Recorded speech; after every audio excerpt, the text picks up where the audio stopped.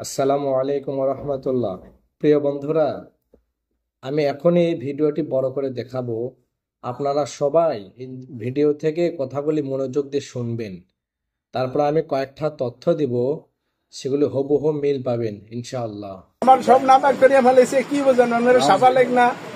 তার মানে ইসকন শুধু ধর্ষক না, বলাৎকারী। কোন ব্যক্তির নাম, দলের নাম, মার্কার নাম, রাজনৈতিক ব্যক্তির নাম, ধর্মের নাম কিছুই আমি জানি না।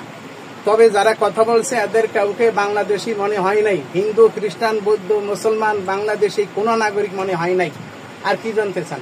তারপরে আমার কি কি করছে, কি কি দিয়া মারছে, কেমন করছে, উলঙ্গ করছে, আরো কী তুই পাশবিক অত্যাচার করছে, এগুলি বহুবার আপনারা মিডিয়াতে ঘাটলেই জানতে। এখান থেকে হাঁটতে গেছি, সেখান থেকে ওই অ্যাম্বুলেন্সে উঠাইছে, সেখান থেকে সারাদিন চালাইছে।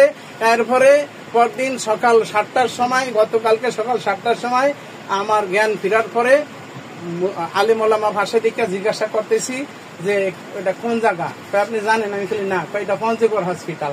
বাস, কিভাবে উঠে নিছে, কি করছে, সবকিছু বলে দিলাম। আমার শারীরিক অবস্থা মোটামুটি, ব্যথা ব্যথা আছে, মাথা চক্কর দেয়, মাথারে ব্রেন টিউমারের এখানে বহুবার আঘাত, এই কাটা ব্রেন টিউমার দেখেন, বহুবার আঘাত, এই কানটা টোটাল বন্ধ হয়ে গেছে, মনে হয় আর কোনোদিন আমি শুনতে পারবো না। আর এই মাথাটা প্রচন্ড রকম ঘুরায়, মাথা মুখা সব কিছু, কানটা আমার শেষ, আমার মানসিক ভাবে, শারীরিক ভাবে সব শেষ। আমার এই অবস্থা। আমার দাড়ি কাটতে বলে, সেইগুলি বলতে গেলে আমার উল্লঙ্ঘ করি, আর পরে যাওয়ার তাজ করছে, আমার পায়জামা টাজমা খুলে নিয়ে গেছে, আবার সব না পাক। আমি পরবর্তীতে হসপিটালে এগুলি ঘুরেছি পেয়েছি। এগুলি আর কি বিস্তারিত কি শুনতেছেন, মুখে বলার কথা। প্রিয় বন্ধুরা, আপনারা তো ভিডিও দেখলেন। এখন কথা হলো, ওনাকে গুম করা হয়েছে, নির্যাতন করা হয়েছে, আরো অনেক অশ্লীল কিছু কাজ করা হয়েছে যেগুলি মুখে বলার মতো না। এগুলি সবকিছু ঠিক আছে, তবে উনি যে বললেন অপহরণকারীদেরকে আমি চিনি না বা তাদেরকে বাঙালি মনে হয় নাই, আমি এই কথার সঙ্গে পুরোপুরি একমত না। তার কারণ হলো, এখানে হয়তো অনেক কিছুই লুকানো হচ্ছে, যেগুলি আজ অথবা কাল, পরশু, 1 মাস, 2 মাস বা 6 মাস পর সত্যটা অবশ্যই বের হয়ে আসবে। এখানে হয়তো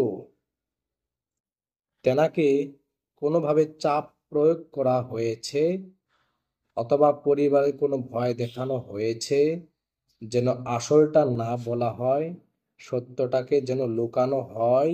এখনো বলা যাচ্ছে না এই খেলাটির কলনাটি কে নাড়াচ্ছে।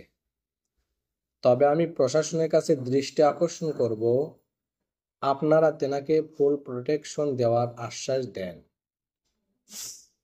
তেনাকে নিরাপত্তা দেওয়ার আশ্বাস দেন, এবং তেনার থেকে আসল ঘটনাগুলি বের করে নেন।